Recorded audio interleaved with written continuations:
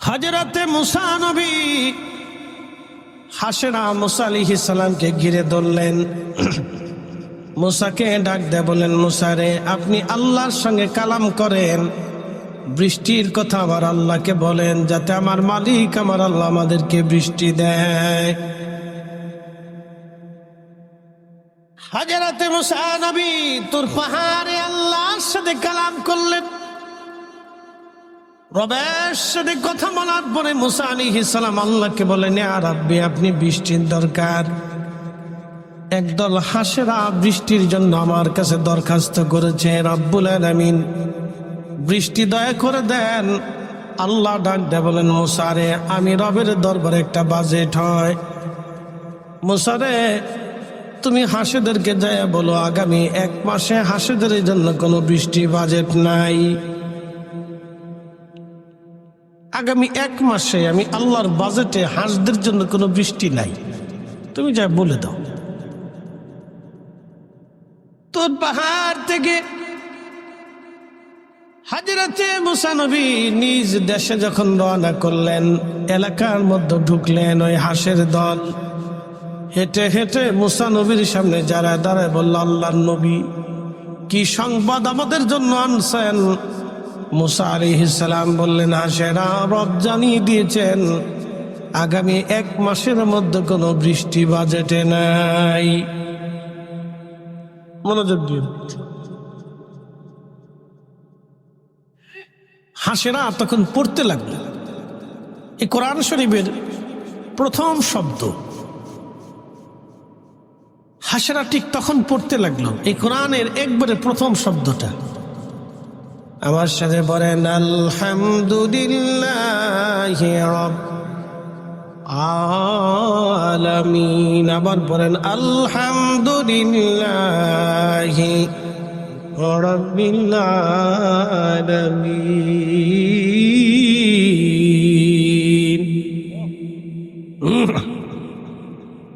হাসেরা কি দুঃখ প্রকাশ করছে না প্রশংসা করতেছে? হযরতে মুসা নবী ডাক দিয়ে কয়, হাসেরা করো কি? বলে, খোদার জিকির করি। আলহামদুলিল্লাহি রাব্বিল আলামিন। এইভাবে হাসেরা আল্লাহ জিকির করতে লাগলো। মুসা আলাইহিস সালাম বাড়ির দিকে যায়, দেখে রে আল্লাহর আকাশে মেঘ জমে গেছে। একসাথে বলেন আল্লাহু আকবার। তাহলে শুকর হবে কার? প্রশংসা হবে কার? নিয়ামত দেন কে? বৃষ্টি দেয় কে? কয়দিন আগে বাংলাদেশের এক ফইরে কয়, গাজা তো আল্লাহ বানাইছে। কি সুরা সুরা! এরকম চোর যতদিন বাংলাদেশে থাকবে ততদিন আর শান্তি নেই। চিন্তা করেন কত অসুস্থ মানসিকতা। এগুলি একটা ধরনের অসুস্থতা, এক ধরনের কি অসুস্থতা। গাজা তো আল্লাহ বানাইছে, তা আমি আল্লাহ বানাইছি যে তো খাবো। তোর দরকার ছিল যে গু তো আল্লাহ বানাইছে, তোর গুটা খাতে। কি কথা ঠিক কি না? পায়খানা কে বানাইছে? আল্লাহ বানাইছে না, তো তুই পায়খানা খা।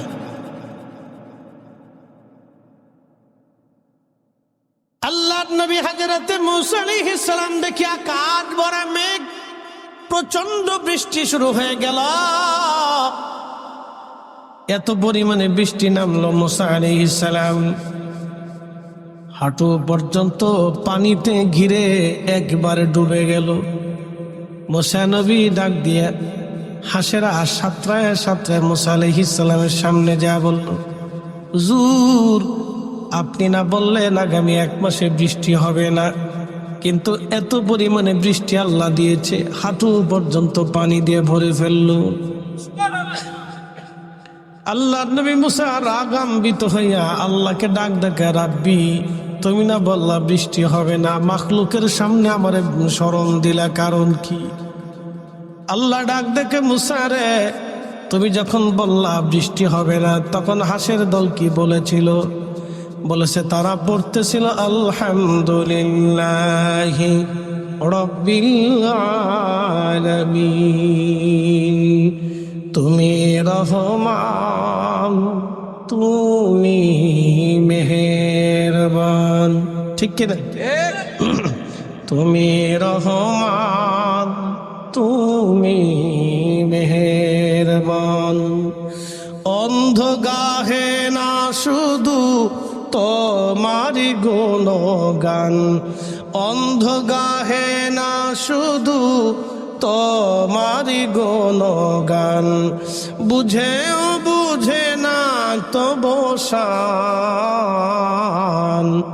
তুমি রহমান, তুমি মেহেরবান। কখন তোমাকে যদি ভুলি, হেদায়েতের আলো জেলে নিয় কাছে তুলি। ঠাই দিও প্রিয়তম, ঠাই দিও প্রিয়তম, ওগো মহিয়ান। তুমি রহমান, তুমি মেহেরবান। তুমি রহমান, তুমি মেহেরবান।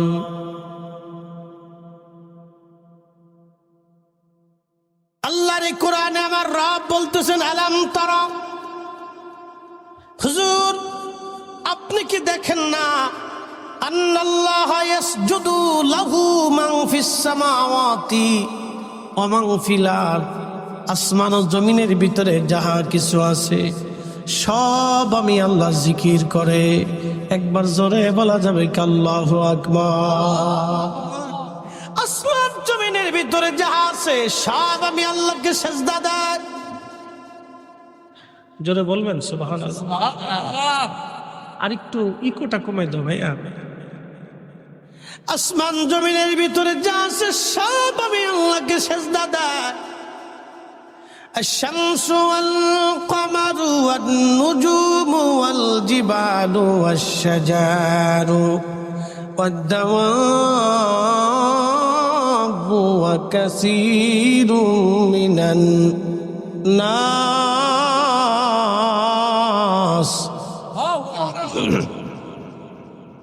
কারণ কি চলে গেল?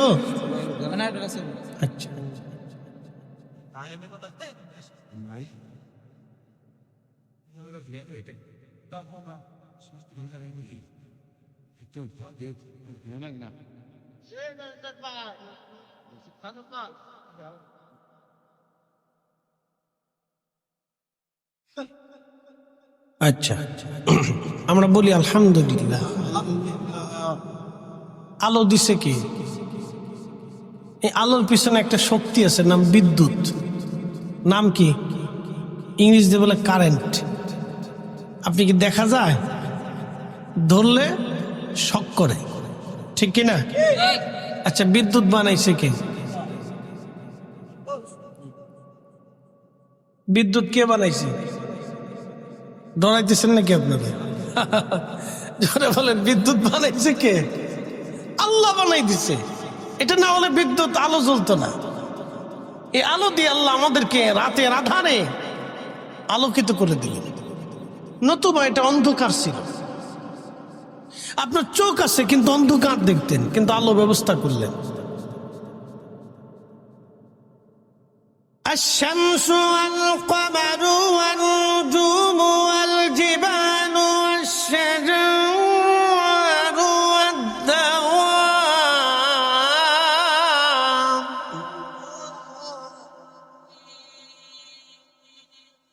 والدواب وكثير من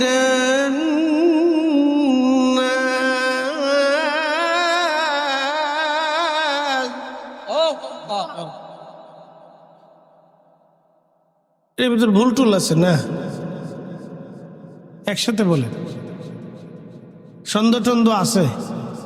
স্রেফ ফ্রেশ একবারে লাশ শাক লাড়াইবা এমন একটা কিতাব যার প্রত্যেকটা হরফের মধ্যে কোনো ত্রুটি নেই, সব আল্লাহর কালাম, কথাগুলি কিন্তু আল্লাহর। الشمس والقمر والنجوم والجبال والشجر। সূর্য আমাকে সেজদা দেয়, চাঁদ আমাকে সেজদা দেয়, পাহাড় আমাকে সেজদা দেয়, গাছ আমাকে সেজদা দেয়, ওয়াদ্দাবাবু পশু পাখি, উট গুড়া গাধা দুম্বাগুলি আমাকে সেজদা দেয়। ওয়া কাসীরুম মিনান নাস, কিছু মানুষ আমি আল্লাহকে সেজদা দেয়, সব মানুষ আল্লাহকে সেজদা দেয় না। পৃথিবীতে বর্তমানে মানুষ আছে 800 কোটি, মুসলমান আছে মাত্র 200 কোটি, বাকি 600 কোটি মানুষ আল্লাহকে সেজদা দেয় না। শুধু মুসলমানরা আল্লাহকে সেজদা দেয়, তাও 100% মুসলমানের ভিতরে 10% 5 ওয়াক্ত নামাজ পড়ে, 90% 5 ওয়াক্ত নামাজ পড়ে না। কথা কন না কেন, ঠিক কিনা?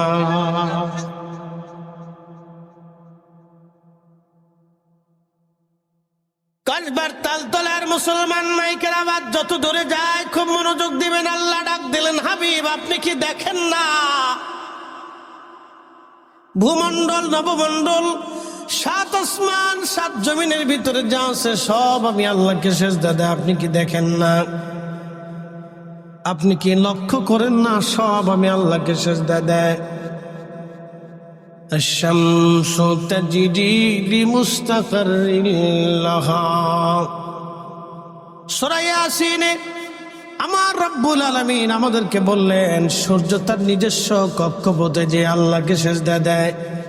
আশ-শামসু ওয়াল কামারু বিহুসবানিহি ওয়ান নাজমু ওয়াশ-শাজারু ইয়াসজুদান।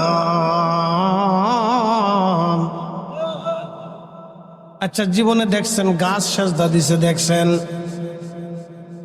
মাছের সেজদা দেওয়া দেখেন নাই? পশু পাখি সেজদা দিয়েছে দেখেন নাই? জীবনে আপনি আমি কোনোদিন দেখেন নাই, কিন্তু আল্লাহর কোরআন বলতেছে হাবিব আপনি কি দেখেন না? এর অর্থ হলো নবীজি ডাক দেখায় সাহাবীরা, রে সূর্য কোথায় যে ডুবে যায় তোমরা জানো নি? সাহাবীরা জবাব দিল, আল্লাহ রাসূলু আলাম, আল্লাহ এবং তার নবী ভালো জানে। আল্লাহর নবী জবাব দিলেন, সাহাবীরা রে সূর্য আল্লাহর আরশে মুআল্লার নিচে যায় আল্লাহকে সেজদা দেয়।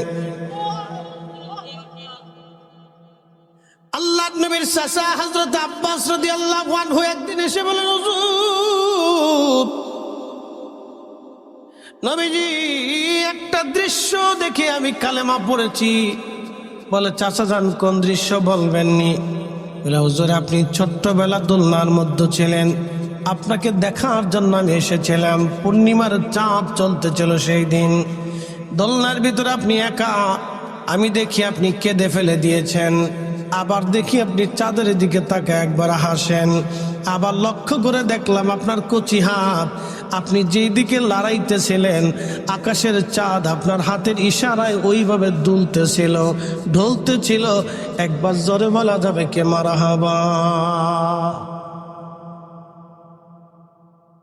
বুঝে যায়, হাদিস এবং কোরআনের মিল বুঝে যাবেন।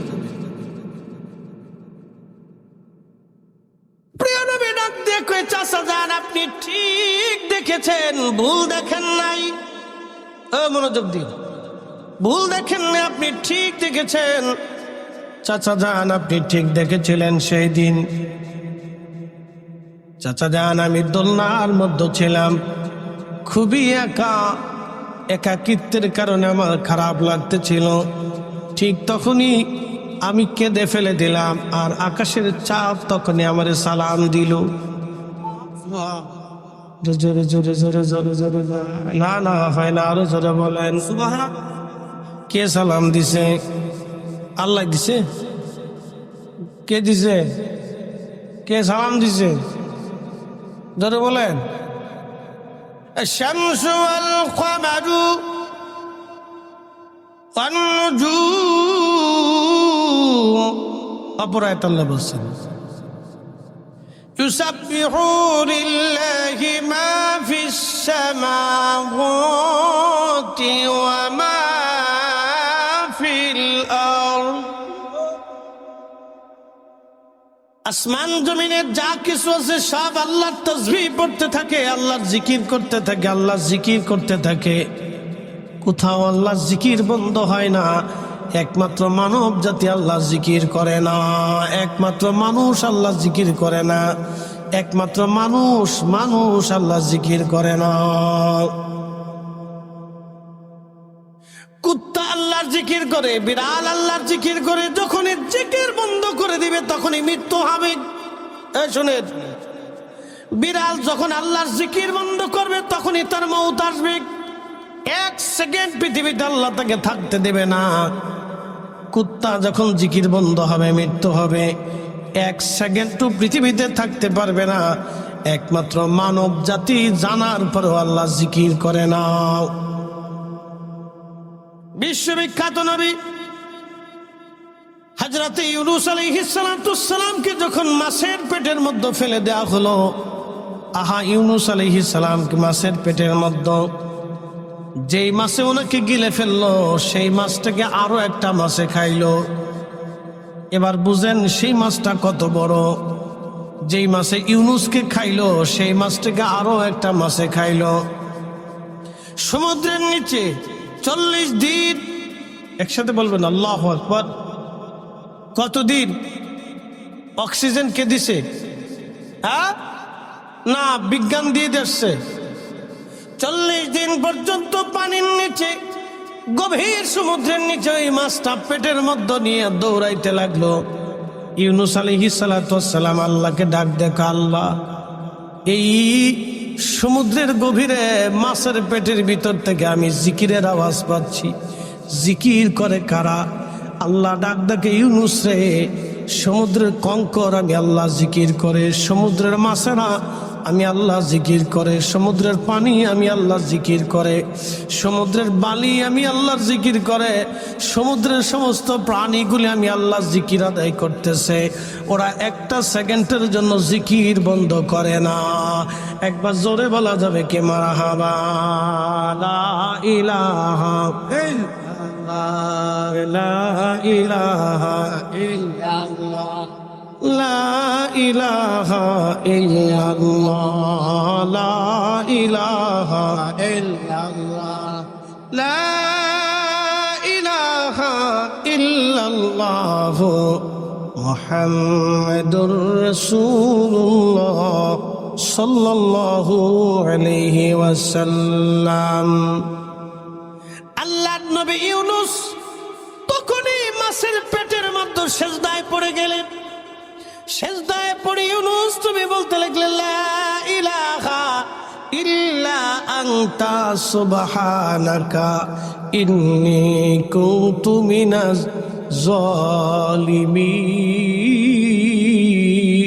জালিমিন। এই কোরআনে রব্বুল আলামিন তখনই বলতেছেন, ইউনূস সিজদার মধ্যে পড়ে মাছের পেটের মধ্যে সিজদা দিয়ে ইউনূস আলাইহিস সালাম ডাক দেখে, লা ইলাহা ইল্লা আনতা, তুমি ছাড়া আর কোন মাবুদ নাই, তুমি ছাড়া আর কোন রব নাই। একসাথে বলবেন কি মারহাবা? আছে? এই আমার দিকে দেখেন, আল্লাহ ছাড়া আর কোন রব আছে? আল্লাহ ছাড়া আর কারো ইবাদত চলবে? ওয়াকাদা, বুঝে যাবেন, ওয়াকাদা রাব্বুকা আল্লা তা'বুদু ইল্লা ইয়াহু ওয়া বিল ওয়ালিদাইনি ইহসানা। লা ইলাহা ইল্লা আনতা সুবহানাকা, তুমি পবিত্র মালিক, তুমি রব, তুমি ছাড়া আর কোন রব নাই, তুমি ছাড়া আর কোন মালিক নাই। সিজদার মধ্যে পড়ে গেলি ইউনূস। নবীজি বললেন, ওই সময় যদি ইউনূস সিজদার মধ্যে পড়ে না যাইতো আর এই দোয়া বাক্য যদি বলতে না থাকতো, ইউনূস আলাইহিস সালামকে কিয়ামত পর্যন্ত আল্লাহ মাছের পেট থেকে বের করতেন না। লা ইলাহা ইল্লা আনতা সুবহানাকা ইন্নী কুনতু মিনাজ জালিমিন। এই দোয়া বিপদের সময় যদি এই দোয়া আপনি পড়েন তাহলে বিপদ আল্লাহ রাব্বুল আলামিন আর রাখে না, বিপদ থেকে আল্লাহ নাজাত দিয়ে দেয়। মালিক কয়জন? রব কয়জন? এ হাত উঁচু করে বলেন কয়জন? একসাথে বলেন তো আল্লাহু আকবার। আমাদের রিজিক দেয় কে? খাবার দেয় কে? হায়াত দেয় কে? মৃত্যু দেয় কে? আধার দেয় কে? আলো দেয় কে? সব কিছু দেয় কে? একসাথে যিনি সব কিছু নিয়ন্ত্রণ করেন সে মালিকের নাম কি? আল্লাহ। এখন গলার মধ্যে এই ছুরি ধরলে, বাঙালি তো খুব চালাক, পাকিস্তানি মিলিটারি বাঙালিরে বন্দুক ধরে গাইয়া বাঙালি তো হিন্দু না মুসলমান? কে মুসলমান? তো মুসলমান তো কালমা বাতা লা ইলাহা ইল্লা আনতা সুবহানাকা ইন্নী কুনতু মিনাজ জালিমিন। ये बंगाली तो जंजाली है, ये कालमा नहीं है तो मुसीबत के दुआ है। सार আমি বিপদে পড়ে কালমা সালমা ভুলে ফেলেছি। বাঙালি কারে আমি বিপদে পড়ে কালমা সালমা ভুলে ফেলেছি, কালমার কথা মনে নেই। তালতলাবাসী খুব মনোযোগ দিয়ে শুনে যাবেন। হযরত ইউনূস আলাইহিস সালাতু ওয়াস সালাম মাছের পেটের মধ্যে পড়ে খোদার জিকির ভুলেন নাই। আহারে, আমাকে বলা হয়েছে ভাইজান হযরত বেলালের জীবনী বলার জন্য। সংক্ষিপ্ত মুক্তাসার হযরত বেলালের কথা বলে দিয়ে যাই। এই কালেমার জন্য লা ইলাহা ইল্লাল্লাহ, লা ইলাহা ইল্লাল্লাহ, এই কালেমা পড়ার জন্য কালতলায় কসবে আপনাকে কেউ মারবে না, কেউ বন্ধ করবে না, কেউ আজান বন্ধ করে দিবে না, কেউ আপনার জবান টেনে ধরবে না, কেউ আপনার কণ্ঠনালী বন্ধ করে দেবে না। কিন্তু এই কালেমা পড়ার জন্য একদিন বেলালকে এমন পরিমাণে অত্যাচার সহ্য করতে হয়েছিল। শুধু বেলাল না, রসুলের দরবারে কয়েকজন সাহাবী ছিলেন। তার ভিতরে একজন সাহাবীর নাম হযরত ইয়াসার রাদিয়াল্লাহু আনহু। শুধু কালেমা পড়ার কারণে উনি কৃতদাস ছিলেন, গরিব ছিলেন, দরিদ্র ছিলেন। আবু জাহেলের লোকজন এসে উনার পায়ের মধ্যে রশি বাঁধলো।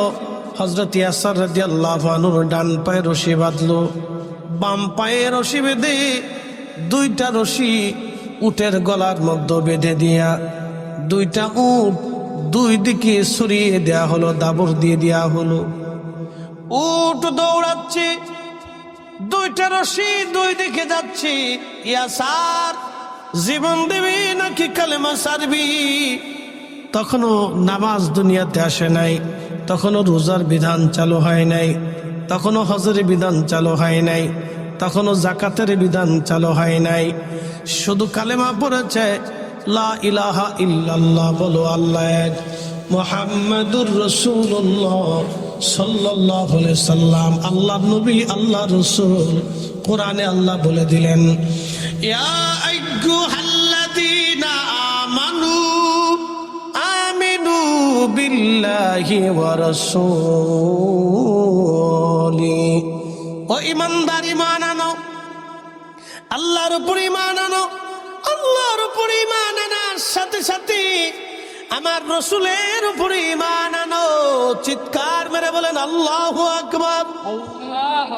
লা ইলাহা ইল্লাল্লাহর পরে মুহাম্মদুর রাসূলুল্লাহ পাশাপাশি কালেমা এক ভাইরা মানে না। অথচ রাসূলের সাহাবী আবু বুরাইদা রাদিয়াল্লাহু আনহু, আল্লামা ইমাম হাজার আসকালানি আল ইসাবা ফি তামঈজ সাহাবা, এই কিতাবখানা আমার ঘরের মধ্যে আছে। নবীর সাহাবীর জীবনী লিখতে যায় লেখেন, এই সাহাবী সারা মদিনা ভরে খুঁজতেছে মুহাম্মদ কোথায় আছে। অন্যান্য সাহাবীদেরকে বললেন, সাহাবীরা রে মুহাম্মদ আমিন কোন জায়গা আছে বলো। সাহাবীরা বলল, আমাদের নবী পাহাড়ের পাদদেশে যে কালেমার দাওয়াত দিচ্ছেন। ওই লোকটা সাহাবী হেঁটে হেঁটে পাহাড়ের পাদদেশে যায় দেখলেন নবীজি ওই পাহাড়ের ছায়ার নিচে বসে বিশ্রাম করতেছেন। আল্লাহর নবীর কাছে যে আবু বুরাইদা রাদিয়াল্লাহু আনহু বলেন, হে মুহাম্মদ, আপনি কিসের দাওয়াত দিচ্ছেন? আল্লাহর নবী বলেন, লা ইলাহা ইল্লাল্লাহু মুহাম্মাদুর রাসূলুল্লাহ। একসাথে বলে সাল্লাল্লাহু আলাইহি। এই মনোযোগ দিয়ে সাহাবী নবীকে বলতেন, তখনও কালেমা পড়ে না, মুহাম্মদ কিসের দাওয়াত দাও? বলে লা ইলাহা ইল্লাল্লাহু মুহাম্মাদুর রাসূলুল্লাহর দাওয়াত দিচ্ছে। আবু বুরাইদা রাদিয়াল্লাহু আনহু বলেন, হুজুর তাহলে আর দেরি করেন না, আপনি আমাকে ওই কালেমা পড়াইয়া মুসলমান বানাই দেন।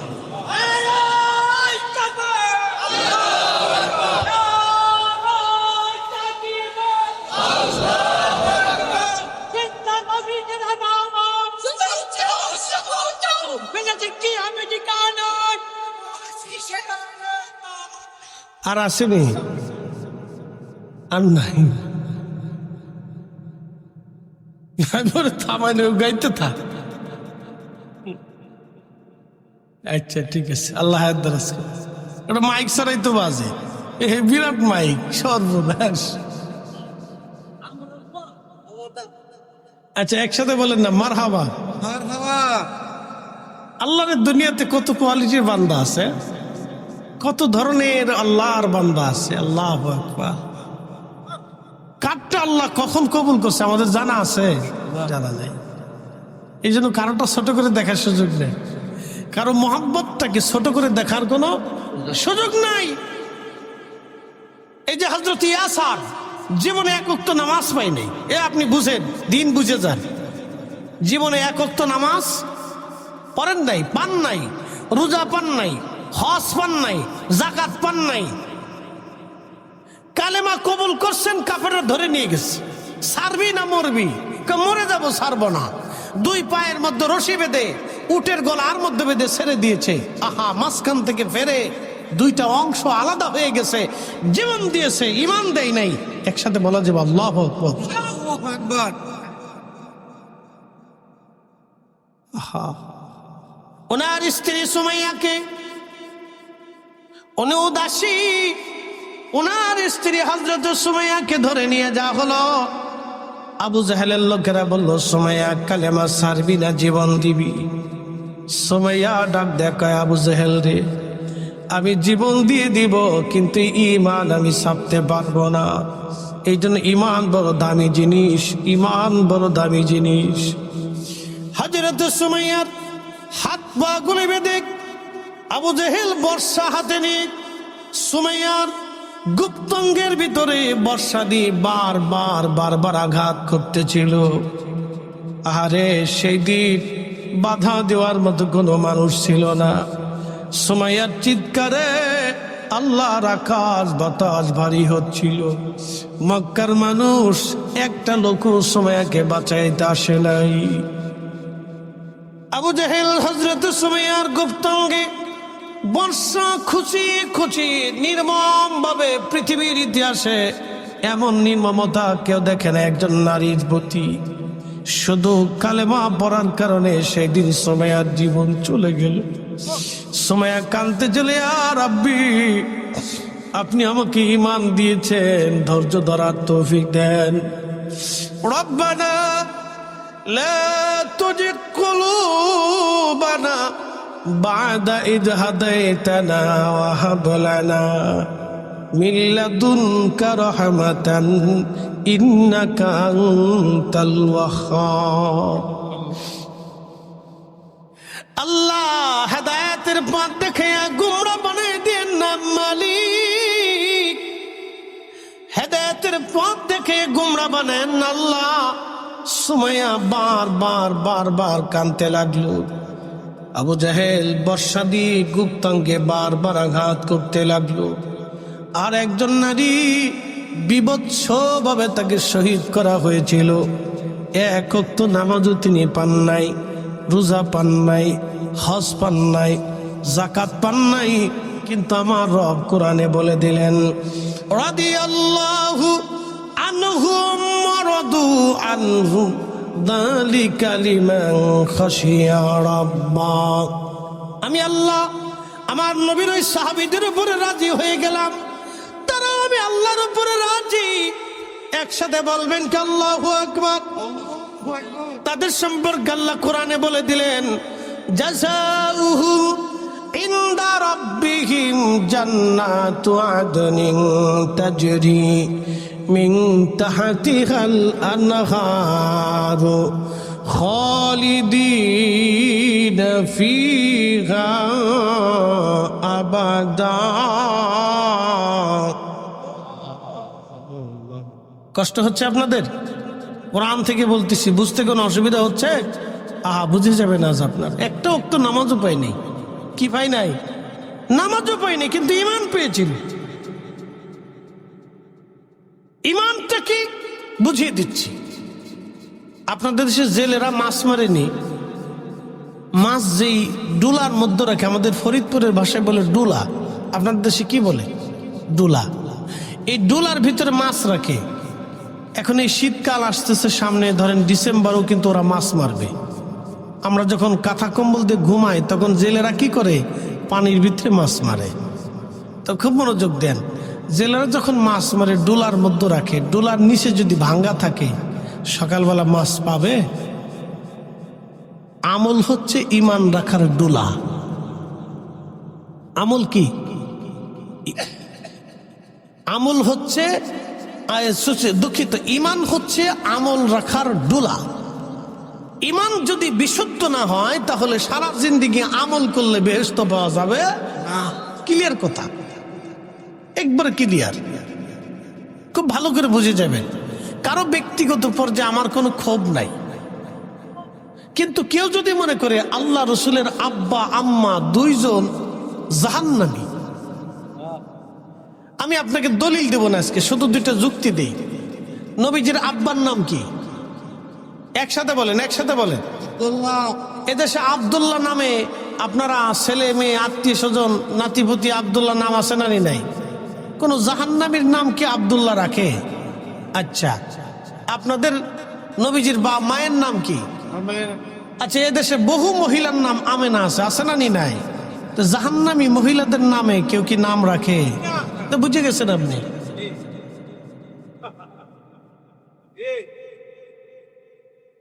তো রসুলের আম্মার নাম আমেনা। বাংলাদেশে হাজার হাজার লক্ষ লক্ষ নারীর নাম আছে আমেনা। পৃথিবীতে কোটি কোটি নারীর নাম আছে, মুসলিম নারীর নাম আমেনা। আরে আমেনা যদি জাহান্নামী হইতো, তাহলে মুসলমানের নাম মেয়েদের নাম আমেনা থাকার কথা না।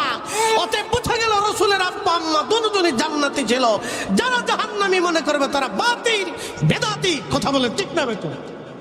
আরে তাকবীর, আরে রিসালা, আরে গাউসিয়া, আরে সুন্নাত ওয়াল জামাত, জহিরুল ইসলাম ফরিদি সাহেব।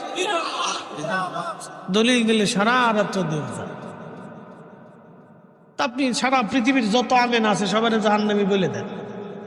কারণ কোন জাহান্নামী নারীর নামে তো নাম থাকার কথা। কথা ঠিক কিনা? প্রিয় উপস্থিতি, খুব মনোযোগ দিয়ে কথাগুলি শুনবেন। ঈমান হচ্ছে আমল রাখার ডোলা। ঈমানের বাক্স যদি ভাঙা থাকে রে, কিয়ামত পর্যন্ত আমল হবে কিন্তু জান্নাত হবে না। হাজিরিন, মনোযোগ দিয়ে কথাগুলি শুনে যাবেন। আজ হযরতে সুমাইয়া রাদিয়াল্লাহু আনহার জীবন চলে গেল, শহীদ হয়ে গেলেন।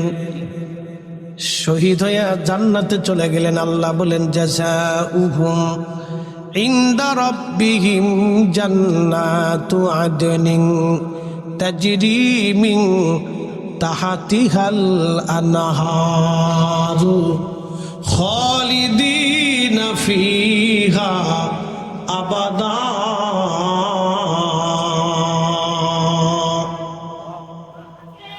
আমি আল্লাহ তাদের জন্য একটা জান্নাত বানাইছি। কেমন জান্নাত হবে? জান্নাতের নিচ দিয়ে নহর প্রবাহিত। ওই জান্নাতে কতদিন তারা থাকবে? কোরআন বলতেছে চিরদিন, চিরদিন তারা জান্নাতে থাকবে। ওই জান্নাত থেকে তারা কখনো বের হবে না। জোরে বলা যাবে কে মারহাবা। শ্রেষ্ঠ নবী দিলাম রিক তরিয়ে নিতে রোজা হাসরে। ঠিক কিনা?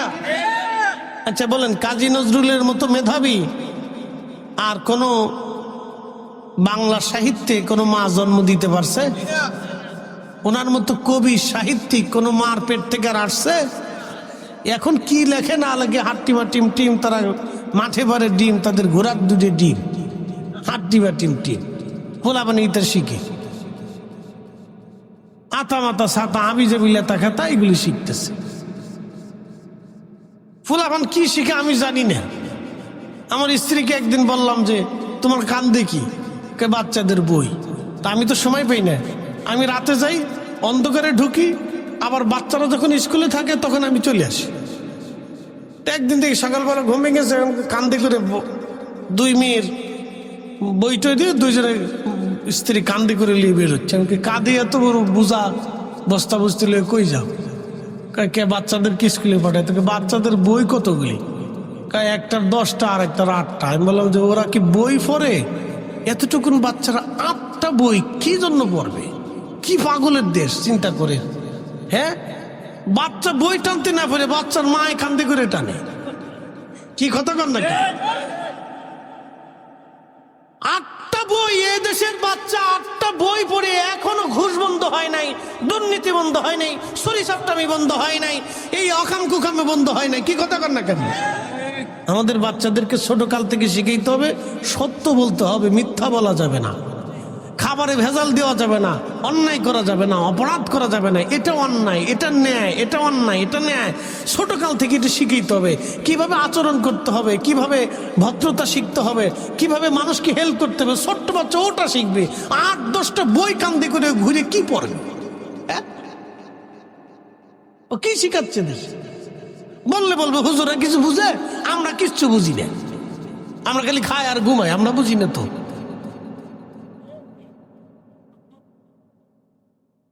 প্রিয় উপস্থিতি, ছোট্ট কাল থেকে বাচ্চাকে শিখাইতে হবে ন্যায় নীতি, আমানতদারিতা, ভদ্রচিত কথাবার্তা, কথা বলার ধরন, কথা বলার সৌন্দর্য, কিভাবে একটা বাচ্চা কথা বলবে, কিভাবে একটা বাচ্চা খাবে, কিভাবে একটা বাচ্চা পথ চলবে, কিভাবে রাস্তা পার হবে, কিভাবে খেলাধুলা করবে, প্রতিবেশীর সাথে আচরণ কেমন হবে, আত্মীয়তার সাথে সম্পর্ক কেমন হবে, ছোট্ট কাল থেকে প্র্যাকটিক্যাল শেখানো হবে। এটা হবে তার ক্লাস। এটা ক্লাস না করাইয়া উল্টে হয়ে গেছে। প্রিয় উপস্থিতি, খুব মনোযোগ দিয়ে শুনিয়া যান। আমি মূল দিকে ফিরে যাচ্ছি, এদিকে যাব না, ওয়াজ অন্য দিকে চলে যাবে। সুমাইয়ার জীবন চলে গেল, কিন্তু আমার রব্বুল আলামিন তাদের জন্য জান্নাত ঘোষণা দিয়ে দিলেন। কতদিন? চিরস্থায়ীভাবে তারা জান্নাতে চলে গেল। আল্লাহর নবী সাহাবীর নাম খাব্বাব। পিঠের মতো বড় বড় গোশত, উঠে উঠে গেছে জায়গায় জায়গায় গর্ত। খাব্বাব রাদিয়াল্লাহু আনহুর শরীরের উপর থেকে চাদর সরানোর পরে হযরত ওমর ডেকে বললেন, খাব্বাব, তোর কি কোনোদিন বসন্ত হয়েছিল? খাব্বাব ডাক দেখে, ইয়া আমিরাল মুমিনিন, কোনোদিন আমার বসন্ত হয় নাই। তাহলে খাব্বাব রে, তোর পিঠের মধ্যে বড় বড় গর্ত কেন? কিসের জন্য তোর পিঠের মধ্যে বড় বড় গর্ত হয়েছে? জায়গায় জায়গায় গোশত নাই, সাদা সাদা ফ্যাট পেতে হয়েছে। খাব্বাব চোখের পানি ছেড়ে দিয়ে বলে, না আমিরুল মুমিনিন, এটা কালেমার বদলা, ইমানের বদলা। আমি ছিলাম কামার, লোহা দিয়ে অস্ত্রপাতি বানাইতাম। কালেমা পড়ে মুসলমান হয়ে বাড়ি ফিরে গেছি। ঠিক তখনই কাফেররা এসে আমার হাত পা গুলি বেঁধে, আমি যেই কয়লাগুলি গরম করে আগুন বানায়া, লোহাগুলি আগুন বানায়া অস্ত্র বানাইতাম, ওই কয়লাগুলি মাটির মধ্যে বিছাইয়া আমি খাব্বাবের ওই কয়লার উপরে চিৎ করে শোয়া, ওরা 10-12 জনে আমাকে পাথর চাপা দিয়ে ধরে রাখতো। হুজুর, কয়লার কারণে, আগুনের কয়লায় আমার চামড়া পুড়ে পুড়ে পুড়ে পুড়ে আগুন নিভে যাইতো। আমিরুল মুমিনিন, ওরা কয়লাগুলি ছুটাইয়া আবার আগুনের মধ্যে পড়াইয়া ওই আগুনের কয়লাগুলি বিছাইয়া আমাকে চিৎ করে শোয়াইয়া আবার আগুনের উপরে শোয়াইয়া পাথর চাপা দিয়ে ধরে রাখত। হুজুর, চর্বিগুলি পুড়ে পুড়ে পুড়ে পুড়ে কয়লা নিভে গেছে, তারপরেও আমার জবান থেকে কালেমা কেড়ে নিতে পারে নাই। একসাথে জোরে বলা যাবে আল্লাহু আকবার। সাহাবী সাহাবী সাহাবী সাহাবী সাহাবী, এই জন্য নবী বলতেন আল্লাহ আল্লাহ ফি আসহাবি, আল্লাহ আল্লাহ ফি আসহাবি। তোমরা আমার আল্লাহকে ভয় করো, সাহাবীদের ব্যাপারে আল্লাহকে ভয় করো, আল্লাহকে ভয় করো।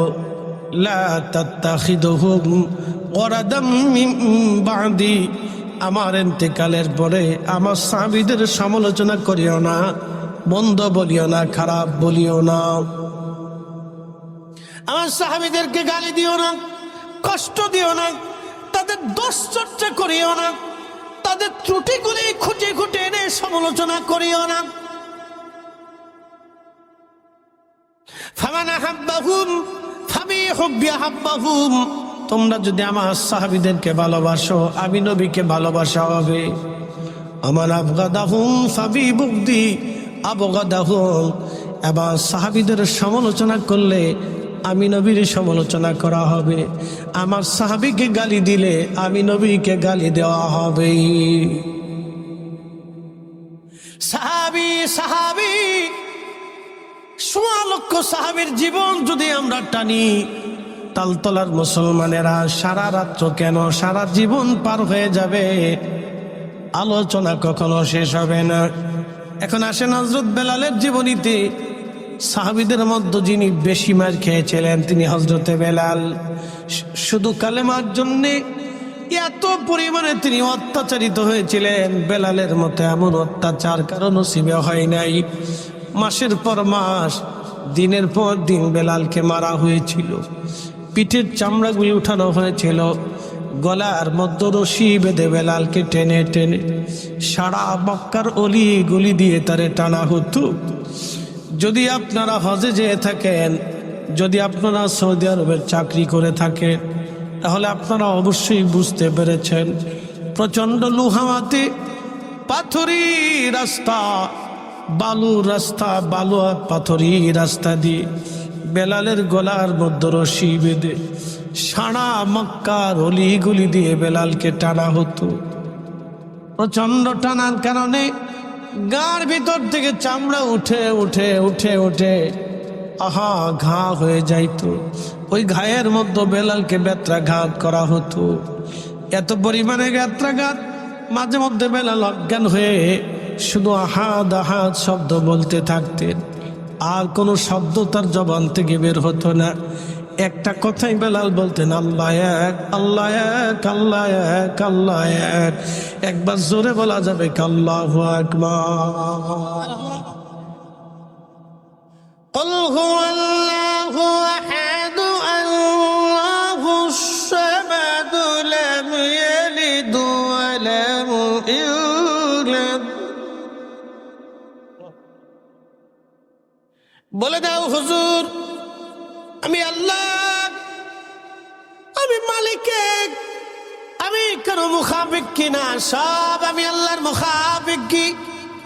একসাথে বলবেন আল্লাহু আকবার। আল্লাহ কয়জন? একসাথে বলেন কয়জন? আল্লাহ কি কারো মুখাফিক কি? আল্লাহ বলে দিলেন লাইসা কামিসলিহি শাইউন, আমি আল্লাহ কারো মিসাল হবে না, আমি আল্লাহর সাথে কোনো উপমাও চলবে না। আমাদের দেশে একদল আছে, তারা বলে আল্লাহ আকার, আমরা আহলে সুন্নাত ওয়াল জামাত বলে আল্লাহ নিরাকার। ইমান যদি ঠিক না হয় বাবা, ইমান যদি ঠিক না হয়, কাবা শরীফেও নামাজ পড়লে কাজ হবে না। এক কথা বলেন ঠিক কিনা? কোনো লাভ নেই। এই যে কোরআন আমার সামনে পড়ে আসতেছি, এই কোরআন আল্লাহ নিজে ফয়সালা দিয়েছেন, এক পয়সা মূল্য হবে না। এই জন্য সাহাবায়ে কেরাম ইমানের উপর দৃঢ় ছিলেন। আহাদ আহাদ আহাদ, আল্লাহ এক, আল্লাহ এক, আল্লাহ এক, আল্লাহ এক, আল্লাহ এক, আল্লাহ এক। আল্লাহ পরিচয় দিয়েছেন, হুজুর আপনি বলে দেন আমি কারো মুখাপেক্ষী না, আমার শুরু নাই শেষও নাই, জন্ম নাই মৃত্যু নাই, জন্ম দেই না জন্ম নেই না, বাবা মা নাই সন্তানাদি নাই, আমি খালিক, আমি মালিক, আমি রহমান, আমি গফফার, আমি করিম, আমি সত্তার। আল্লাহু লা ইলাহা ইল্লা হুয়াল হাইয়ুল কাইয়্যুম, আমি চিরঞ্জীব চিরস্থায়ী, আমি মৃত্যু হায়াত সব আমি আল্লাহ সৃষ্টি করেছি। প্রশ্ন করি জবাব দিবেন। পানির বোতল কিসের বোতল? পানির বোতল। আকার আছে না নাই? দৈর্ঘ্য আছে না নাই? প্রস্থ আছে না নাই? ব্যাসার্ধ ওজন আছে, সব আছে পানির বোতল। এটা দৃশ্যমান দেখা যায়।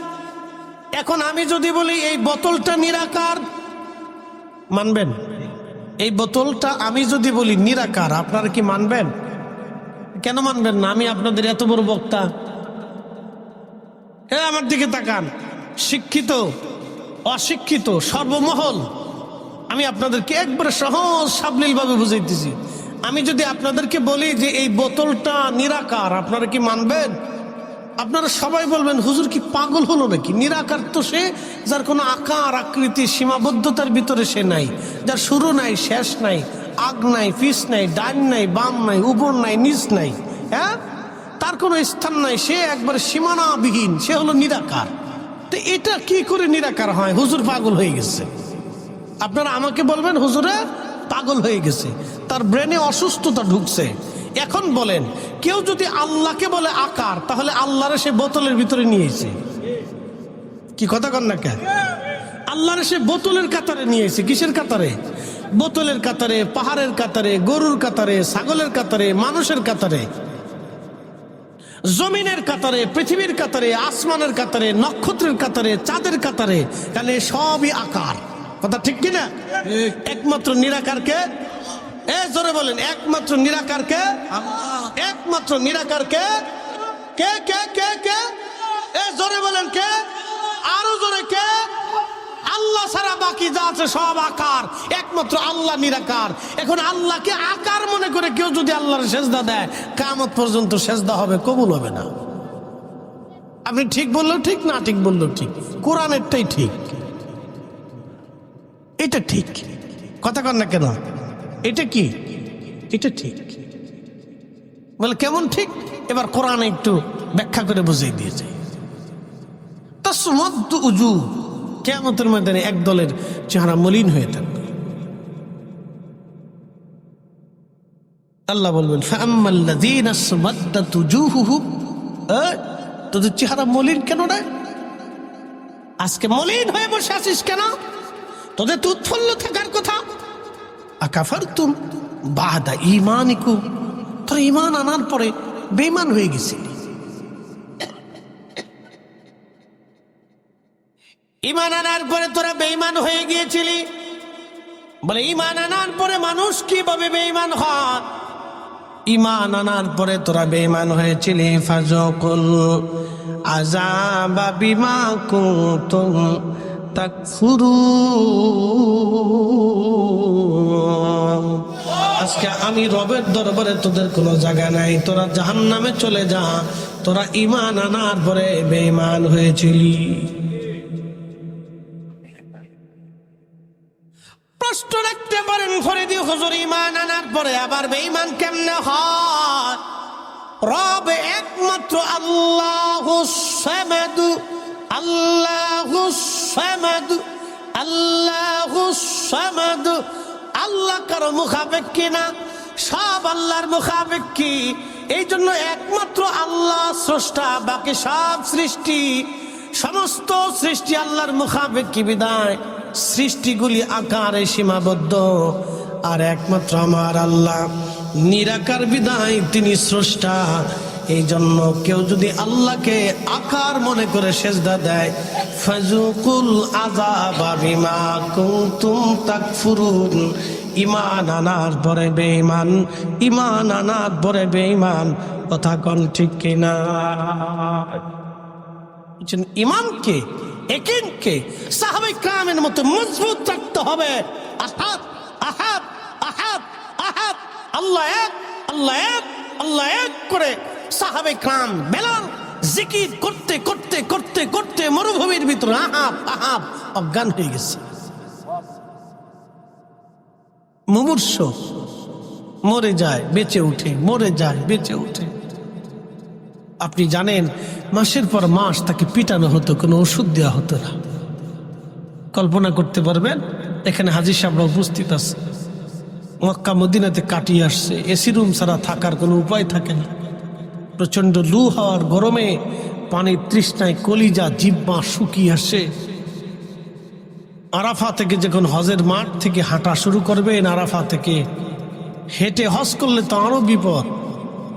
আরাফা থেকে যখন হাঁটা শুরু হবে, মুজদালিফা হয়ে, মিনা হয়ে, জমানাত হয়ে, হেরেমে এসে 7 তাওয়াফ করে 7 বার সাই করে হোটেল পর্যন্ত যাইতে 30 কিলো রাস্তা হাঁটতে হাঁটতে গরমে জিহ্বা শুকিয়ে আছে।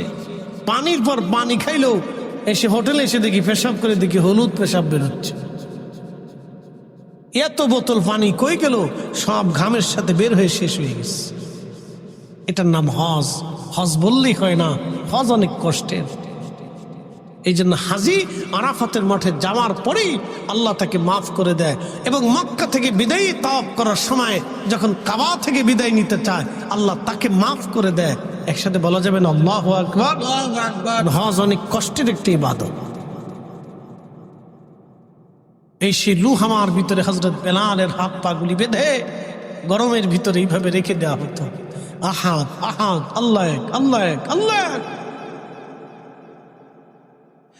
বেলালের মতো আশিক যদি আমরা হইতাম,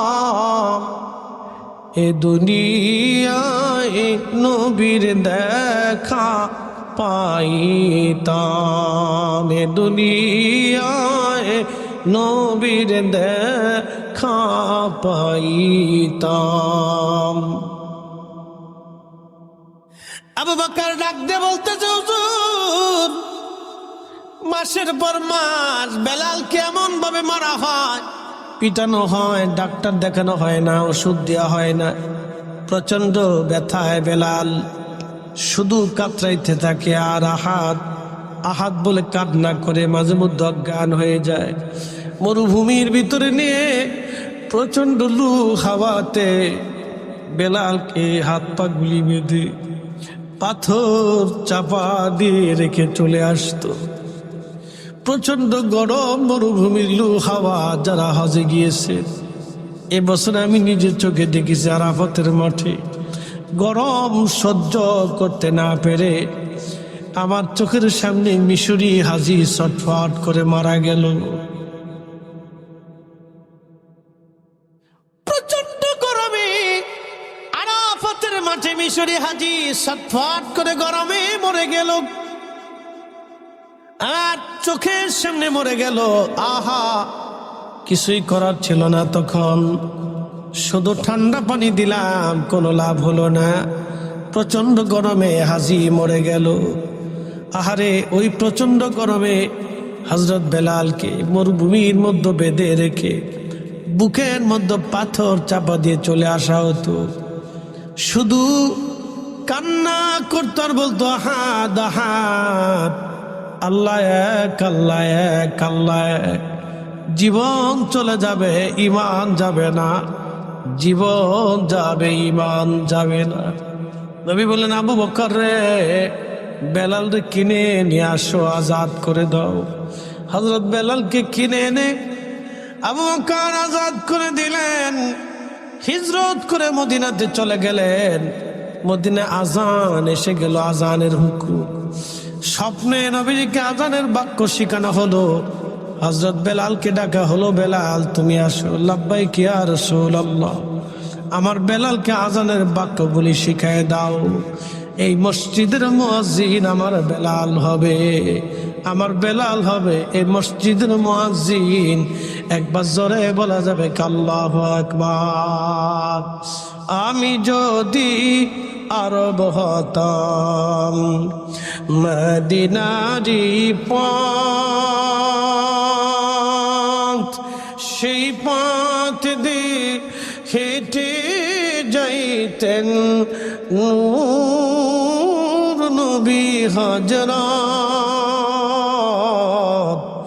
নূর নবী হযরত।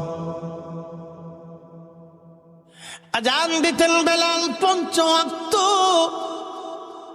বেলালের আজানে মধুরতে ফুয়েছে সারা মদিনার সাহাবীরা ঘরে থাকতে পারতেন না, এত সুন্দর আজান ছিল বেলালের। নবীজির ইন্তেকালের সময় ঘনাই গেল। জিবরাইল আমিন আসছে আজরাইল নিয়া। যদি মদিনাতে যান, মসজিদে নববীর একেবারে কোনাতে রওজা শরীফের বামে একটা দরজা পাবেন। নবী আমার ডেকে বললেন, জিবরাইল, আমার রব, আমার মালিক আমার অপেক্ষায়, তাহলে আর দুনিয়াতে আমি থাকবো না, আমি চলে যাব আজ। আজরাইল বলেন, ইয়া রাসূলুল্লাহ, আপনার আগে কারো কাছ থেকে এরকম অনুমতি নেওয়া হবে না, হয় নাই, আপনার পরে আর কারো কাছ থেকে অনুমতি হবে না। এই সুপ্রিম পাওয়ার শুধু আল্লাহ আপনাকে দিয়েছেন। একবার জোরে বলা যাবে আল্লাহু আকবার। এই সুপ্রিম পাওয়ার একমাত্র নবীকে আল্লাহ দিয়েছেন। আপনার ইচ্ছা অনুযায়ী আপনার হায়াত, একসাথে বলবেন আল্লাহু আকবার। না না, আরো জোরে জোরে জোরে জোরে। আপনি নবীর ইচ্ছা অনুযায়ী আল্লাহ হায়াত দিয়ে দিয়েছেন হুজুর। আপনি যতদিন মন চায় ততদিন এখানে থাকবেন। নবীজি বললেন, জিবরাইল, আল্লাহ অপেক্ষা আর থাকার সুযোগ নেই, নিয়ে যাও আমাকে। জিবরাইল আলাইহিস সালাম বসে, আজরাইল আলাইহিস সালাম জান কবজের সময় বসে আছেন। নবীজির রূহু মুবারক যখন বের করবেন, নবীর কষ্ট হচ্ছিল। আজরাইল রে, আমার বড় কষ্ট হচ্ছে। আজরাইল বলেন, হুজুর, পৃথিবীতে আপনার মতো এত আসানে আর কারো জান কবজ হয় নাই, আর কারো কবজ হবে না। আল্লাহর নবীকে নিয়ে যাওয়া হলো আল্লাহর দরবারে। সারা মদিনায় সংবাদ ছড়ে গেল, নবী নাই, নবী নাই, নবী নাই। বিভিন্ন জায়গা থেকে সাহাবীরা দৌড়ে আসতে লাগলো। মদিনায় কান্নার রোল পড়ে গেল, রসুল নাই। একাধারে 3 দিন মদিনায় খাওয়া দাওয়া বন্ধ হয়ে গেল। আমার নবীর একটা উট ছিল, উটের নাম কাসওয়া। ও তালতলার মুসলমান, কসবার মুসলমান, আজকে শুনে যান, এই কাসওয়া উট একাধারে 3 দিন খাওয়া দাওয়া বন্ধ করে দিল। কাসওয়াকে কেউ পানিও খাওয়াইতে পারে না, কেউ খাবারও খাওয়াইতে পারে না। একেবারে কাসওয়া 3 দিন কাঁদতে লাগলো। কাসওয়ার চোখের পানি বন্ধ হয় না। উট যখন কান্না করে দেখবেন, জোরে জোরে মানুষের মতো চিৎকার করে। কাসওয়া একেবারে 3 দিন বিরহ বেদনায়, আমার নবীর বিরহ বেদনা একেবারে 3 দিন পর্যন্ত কাসওয়া কেঁদেছিল। তার কান্না কেউ বন্ধ করতে পারে নাই। হে রাসূল, তোমায় ভালোবাসি, অন্তর শুধু মুখে নয়, জান্নাতের আশায় নয় হে রাসূল, জাহান্নাম কেউ ডরি না। তোমায় পাওয়ার আশায় মন ছুটে যায় মদিনায়, তোমায় পাওয়ার আশায় মন ছুটে যায় মদিনায়। এ আশিকে দিদার দাও না, আর দূরে থাকিও না, এ আশিক দিদার দাও না, আর দূরে থাকিও না। হে রাসূল তোমায় ভালোবাসি, অন্তরে শুধু মুখে নয়, জান্নাতের আশায় নয় হে রাসূল, জাহান্নামকে ডরি না। কাসওয়া উট 3 দিন পর্যন্ত কেঁদে কেঁদে কেঁদে কেঁদে বিরহ বিরহ বেদনা কেঁদে কেঁদে উটা সহ্য করতে পারে নাই। মদিনার একটা কুয়ার মধ্যে ঝাঁপিয়ে পড়ে এই উট আল্লাহর দরবারে চলে গেল। নবীজি বললেন, সাহাবীরা রে, আমি এই কাসওয়ার পিঠে চড়ে হিজরত করেছি, এই কাসওয়ার পিঠে চড়ে বহু পথ আমি সফর করেছি। কিয়ামতের ময়দানে আমি কাসওয়ার ছাড়া জান্নাতে যাব না। আমি হাসরের মাঠে কাসওয়ার পিঠে চড়ে চড়ে ফুলসিরাত পার হয়ে আমি নবী জান্নাতে চলে যাব। চিৎকার মেরে বলবেন কি আল্লাহু আকবার। আরে রাসূল ভালোবাসার প্রতিদান সীমানা কত বড় আমি বলে দিতে পারবো না, অসম্ভব। হযরতে বেলাল পাগল পড়া হয়ে গেলেন, ওমর পাগল পড়া, আবু বকর পাগল পড়া। মদিনায় খাওয়া দাওয়া বন্ধ হয়ে গেল। ছোট ছোট বাচ্চারা কান্দে, নবী নাই নবী নাই। মহিলারা কান্না করে, রে রাসূল নাই নবী নাই, মদিনাতে কার জন্য বেঁচে থাকবো। সাহাবীরা পাগল পড়া হয়ে গেলেন, রাসূল নাই, বেঁচে থাকবো কার জন্য? কে চেহারা দেখে দেখে আমাদের ফজর কাটবে, তাহাজ্জুদ কাটবে কার চেহারা দেখে?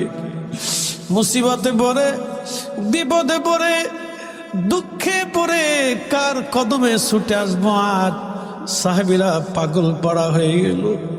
হযরত বেলাল বললেন, সাহাবীরা রে, আগে আজান দিলে নবীজি নামাজ আসতো, এখন আজান দিলে তো আর নবী আসবে না। আমি বেলালের আজান কখনো দেব না। ইমাম জাইলাই নাসবুর রায়ার মধ্যে তিনি লেখেন, হযরত আবু বকরের সামনে এসে বিদায় চাইলেন। আবু বকর আমার বিদায় দিয়ে দেন। হযরত আবু বকর বলেন, বেলাল রে তুমি থাকো, মদিনাতে তুমি আজান দাও। বেলাল রে, আমি চাই তুমি মদিনায় আজান দাও। বেলাল বললেন, না রে আবু বকর, আমার রাসূল নাই, আমি কার জন্য আজান দিব? নবী নাই রে আবু বকর, আমি কার জন্য আজান দিব বলো? নবীর আশিক বলে দিলেন, আবু বকর, আমি আর কখনো আজান দিতে পারবো না, এটা আমার পক্ষে আর সম্ভব নয়। চলে গেলেন সিরিয়ার দামেস্কে। বহুদিন পার হলো, স্বপ্নের ঘরে একদিন দেখতেছে রহমতের নবী হযরত বেলালের কুরে ঘরে তশরিফ এনেছেন। বেলাল স্বপ্ন দেখে, রে আবার নবী আমার ঘরে এসেছে। নবীজি ডাক দিয়ে বললেন, বেলাল রে, কেমন জুলুম শুরু করছো তুমি আমার সঙ্গে? কেমন জুলুম শুরু করছো তুমি? কতদিন হলো বেলাল তুমি আমার জিয়ারতে আসো না? বেলাল, আমি নবীর জিয়ারতে আই রে বেলাল। আল্লামা ইমাম তাকিউদ্দিন সুক্কি রাহিমাহুল্লাহ আশ-শিফাউস সাকামের মধ্যে লিখতেছে, হযরত বেলালকে নবী স্বপ্ন ডেকে বললেন, বেলাল তুমি কেমন জুলুম শুরু করছো আমার সঙ্গে? কেন তুমি আমার জিয়ারতে আসো না বলো? বেলাল আয়, আমি নবীর জিয়ারতে আয়। হযরত বেলাল এই স্বপ্ন দেখার পরে আর সহ্য করতে পারেন নাই। ঘুম থেকে উঠে সামানার জোগাড় করে বেলাল রওনা হয়ে গেলেন। সুদূর সুদূর সিরিয়া থেকে হেঁটে হেঁটে হেঁটে হেঁটে হেঁটে হেঁটে বেলাল মদিনার পানে এসে তাহাজ্জুদের ওয়াক্তের সময় রওজা শরীফের পাশে বসে বসে বেলাল কাঁদতেছিল। বেলাল কান্না করে রে, কান্না করে রে রাসূল, হুজুর গোলামকে আসতে বলেছিলেন, গোলাম আপনার কদমে আজ হাজির, গোলাম আপনার কদম মোবারকে হাজির। নবীজি এই গোলাম আপনার কদমে হাজির, আপনি আসতে বলেছিলেন, এই গোলাম এসে উপস্থিত। ইমাম সুবকি লিখতেছেন রওজা শরীফের ধুলা বালির মধ্যে বেলাল গড়াগড়ি করতেছিল।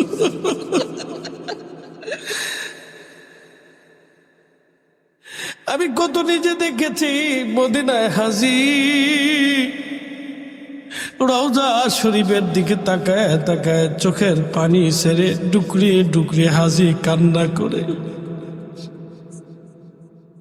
গরিব হাজিরা মদিনার থেকে বিদায় নেওয়ার সময় এমন ভাবে কান্না করে আর বলে, হুজুর জীবনে আর কোনো দিন আপনার কদমে আসতে পারবো কিনা জানি না, জীবনে কোনো দিন আপনার রওজা মুবারকে দাঁড়ায় সালাম দিতে পারবো আর জানা নাই।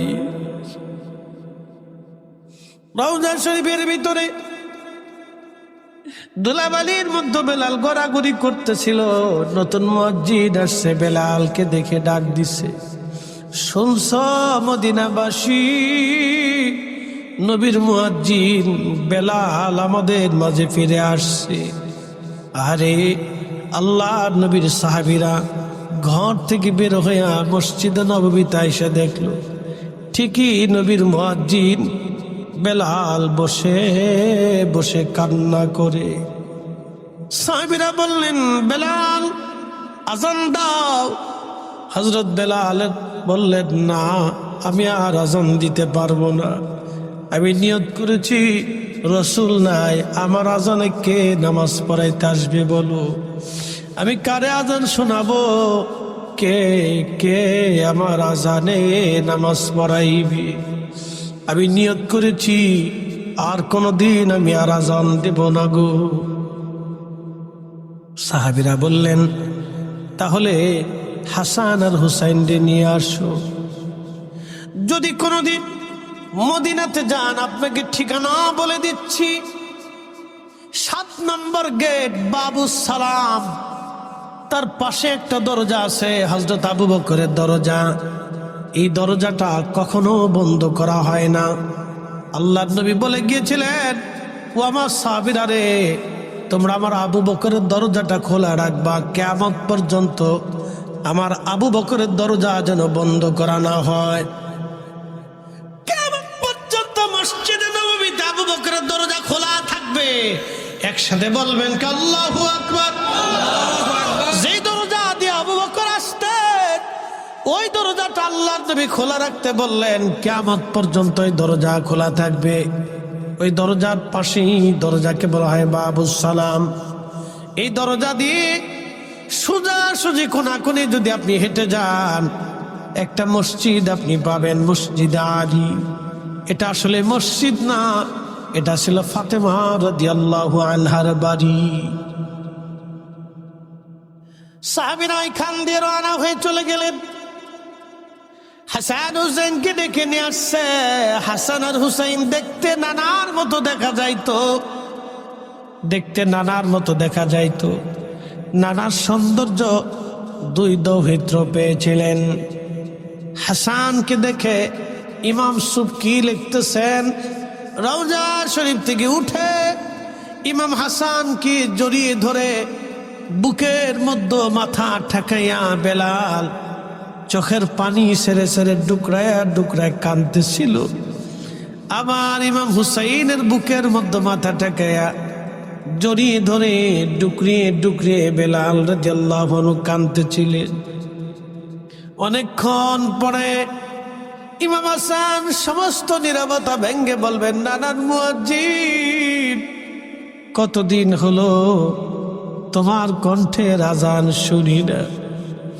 যে লাহান দিয়ে নানার আজান শুনেই তা আজকে যাও সেই মিনারায় আমার আজান শোনাও। চিৎকার মেরে জোরে বলেন মারহাবা। মসজিদে নববীতে হযরত বেলাল যে ছাদের উপরে দাঁড়ায় আজান দিতেন সেটা এখনো আছে। দেখবেন মসজিদে নববীতে একটা জায়গা দাঁড়ায়া মুয়াজ্জিন আজান দেয়, ওটাই সেই বনু নাজ্জার গোত্রের মহিলা সাহাবীর ছাদ। সেই ছাদটা তখন ছিল মাটি আর পাথর দিয়ে বানানো।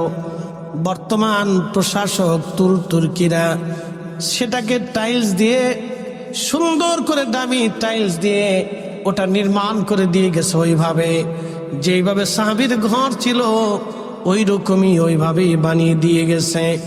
এখনো ওইখানে দাঁড়ায়া মদিনার মুয়াজ্জিনরা আজান দেয়। একবার জোরে বলবেন কি আল্লাহু আকবার। আকবার।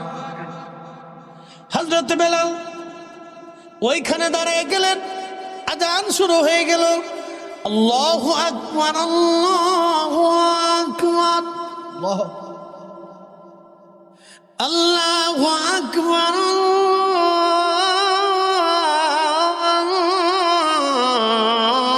আল্লাহু আকবার। সারা মদিনাতে আজানের রাত পড়ে গেল।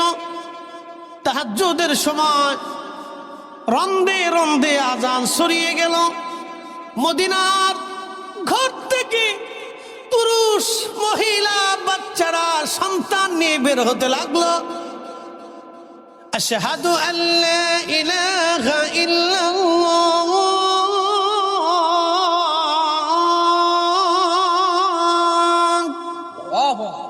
আজান ছড়িয়ে গেল সারা মদিনাতে। বেলালের লাহান এতই চমৎকার ছিল, হৃদয়গ্রাহী কথা ছিল, শব্দ ছিল। সাহাবীরা কেঁদে কেঁদে বের হয়ে আসলো। আর একটা শব্দ সারা মদিনাতে ছড়িয়ে গেল, নবী বুঝি ফিরে আসছে রে, নবী বুঝি ফিরে আসছে রে। নবীর মুয়াজ্জিন বেলালের আজানে নবী বুঝি ফিরে আসছে। একবার জোরে বলা যাবে আল্লাহু আকবার। সারা মদিনায় কান্নার রোল পড়ে গেল। আশহাদু আল্লা ইলাহা ইল্লাল্লাহ।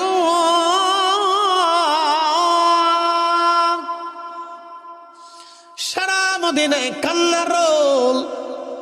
নবীজির ইন্তেকালের পরে এত পরিমাণে কান্না মদিনার মানুষ আর কখনো করে নাই। তাহাজ্জুদের সময়, ফজরের সময় মহিলা পুরুষ দিয়ে, বাচ্চা কাচ্চা দিয়ে সারা মদিনার মানুষ মসজিদে নববীতে ভিড় পড়ে গেল। শুধু কান্না কান্না।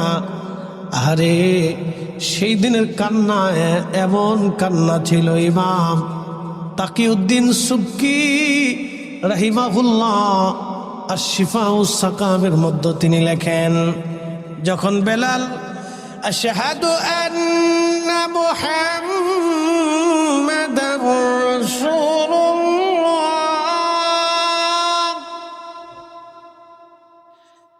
ঠিক তখনই মদিনার মাটি থরথর থরথর করে কেঁপে উঠল। একসাথে জোরে বলেন আল্লাহু আকবার। না না হয় না, আরো জোরে বলেন আল্লাহু আকবার। প্রেমের এত শক্তি, প্রেমের এত শক্তি, মদিনার মাটিগুলি থরথর করে কেঁপে উঠলো। ইমাম সুবকি লিখতেছেন, পৃথিবীতে কারো আজানে মাটি কাঁপে নাই, আর কারো আজানে পৃথিবীর মাটি কাঁপবে না। একদিনের আজানে পৃথিবীর মাটি কেঁপে উঠেছিল। ওই দিন বেলাল অজ্ঞান হয়ে পড়ে গেলেন, আর তিনি আজান দিতে পারেন নাই। বেহুশ হয়ে গেলেন বেলাল। পৃথিবীর মাটি কেঁপে উঠলো আজানে আজানে আজানে। বুঝতেই পারতেছেন মদিনার মাটিগুলি আজানের কারণে থরথর করে কেঁপে উঠেছিল। তাহলে মদিনার মানুষের হৃদয়ের হালত কেমন ছিল আপনি নিজেই বুঝেন। পাগলপনা ছিল সাহাবীরা সেই দিন এইভাবে রসুলকে তারা ভালোবেসে গেছেন। আমি জানি প্রেমে পাগল সে তো মদিনায়, প্রেমানলে পুরে মরি, প্রেমানলে পুরে মরি ওহে রব্বানা।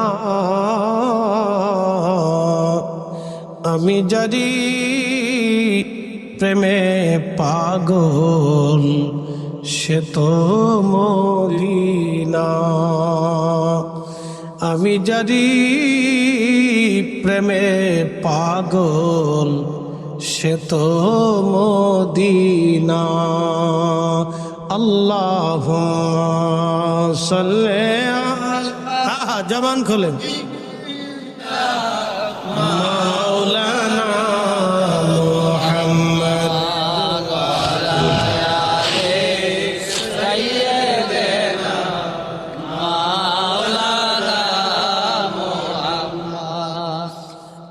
এক তালতলাবাসী নবীজি স্বপ্ন দেখালেন বেলাল আসা। নবীর জিয়ারতে বেলাল ফিরে চলে আসলো সুদূর সিরিয়া থেকে মদিনা। একসাথে বলবেন সুবহানাল্লাহ। কোথা থেকে আসলেন? সিরিয়া থেকে মদিনা। কত মাইল হবে? সিরিয়া থেকে মদিনা কত মাইল হবে? মিনিমাম হলো 3000 কিলোমিটার। 3000 কিলোমিটার রাস্তা সুদূর সিরিয়া থেকে মদিনা পর্যন্ত হেঁটে হেঁটে বেলাল আসছেন আমার রসুলের জিয়ারতে। যারা বলবে আপনি হজ করবেন কিন্তু নবীর রওজা জিয়ারতের নিয়ত করবেন না, বেদাত হবে, আমরা মনে করি তারাই অরিজিনাল বেদাতি। যদি তারা বেদাতি না হয় তাহলে বেলাল বেদাতি। কি কথা কন না কেন? যদি তারা হক হয় তাহলে বেলাল বেহক, আর যদি বেলাল বেহক হয় তাহলে তারা হক, আর তারা হক হলে বেলাল বেহক, আর বেলাল যদি হক হয় তাহলে তারা বেহক। কি কথা কন না কেন? হযরত বেলাল সিরিয়া থেকে সফর করে আমার নবীর রওজা মোবারক জিয়ারত করার জন্য এসেছিলেন, অন্য কোনো কারণে আসেন নাই। এই জন্য আমরা মক্কা থেকে মদিনাতে যাই, আমরা রসুলের জন্য যাই। ওখানে নবী না থাকলে আমাদের যাওয়ার কোনো প্রয়োজন ছিল না। কথা কন ঠিক কি না? আরেকটু বুঝাই, কাবাতে 1 রাকাত নামাজ পড়লে কত লক্ষ রাকাতের সওয়াব? 1 লক্ষ। জোরে বলেন, কয় লক্ষ? হেরেমে 1 রাকাত নামাজ পড়লে 1 লক্ষ রাকাতের সওয়াব।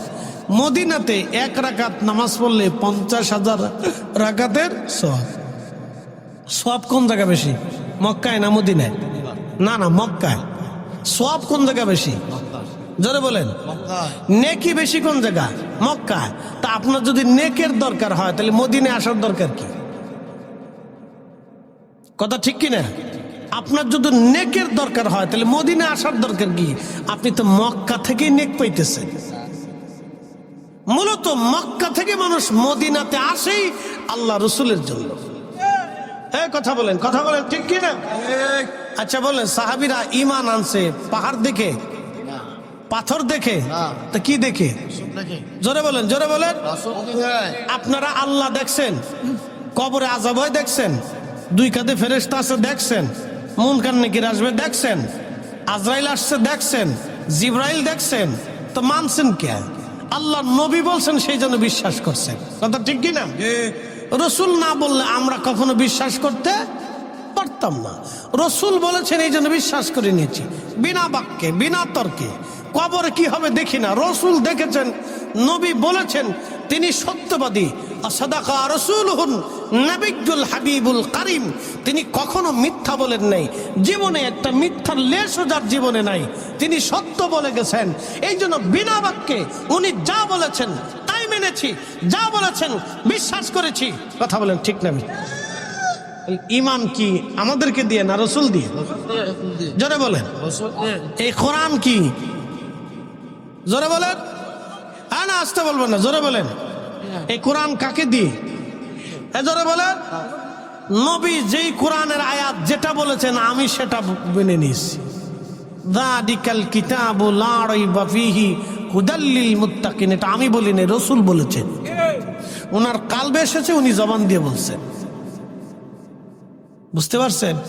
এই জন্য রাসূল ছাড়া ইমানের কোনো অস্তিত্ব নাই, রাসূল ছাড়া দ্বীনের কোনো অস্তিত্ব নাই, রাসূল ছাড়া কোন বিশ্বাসের কোনো অস্তিত্ব নাই। নেই।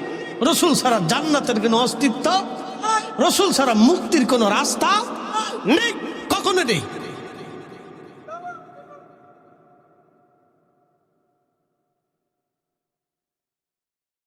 আল্লাহ রসুলের ইজ্জতকে হ্যায় করে, ছোট করে, খাটো করে কেউ যদি ভাবে যে আমি অনেক বড় বুজুর্গ হয়েছি, তাহলে শয়তান বড় খুশি হয়ে বলবে, বন্ধু তোমার মতো বন্ধু আর আমার দুনিয়াতে আর কি একটাও নাই, তুমি আমার আসল দোস্ত। কি কথা ঠিক কিনা? রসুলের শানকে ছোট করে কেউ যদি ভাবে আমি অনেক বড় বুজুর্গ হয়েছি, বিরাট বড় সেজদাকারী বান্দা হয়ে গেছি, বিরাট বড় তাহাজ্জুদ গুজারি হয়ে গেছি, শয়তান বলবে, বন্ধু তোমার মতো দোস্ত আমার আর দুনিয়া তার একটাও নাই, তুমি অরিজিনাল দোস্ত। এই কোরআনের প্রত্যেকটা পৃষ্ঠা লাইনে লাইনে লাইনে লাইনে আমার রসুল বলছেন, আমি বিশ্বাস করছি। আলিফ লাম মিম, আলিফ লাম মিম তিনটা হরফ, কোনো অর্থ আছে? আজ পর্যন্ত কেউ দিতে পারছে? রসুল বলেছেন, বিশ্বাস করে নিয়েছি। কি কথা কর না কেন?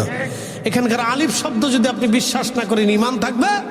আরে রসুল বলেছেন বিশ্বাস করেছি, রসুলের কালবে নাজিল হয়েছেন, তিনি বলেছেন আলিফ লাম মিম এখানে হবে, আমি এখানে বিশ্বাস করেছি। ঈমান রসুল দিয়ে, কোরআন রসুল দিয়ে, দ্বীন রসুল দিয়ে, ধর্ম রসুল দিয়ে, আখিরাত রসুল দিয়ে, মুক্তি রসুল দিয়ে। রসুল নাই, কিচ্ছু নাই।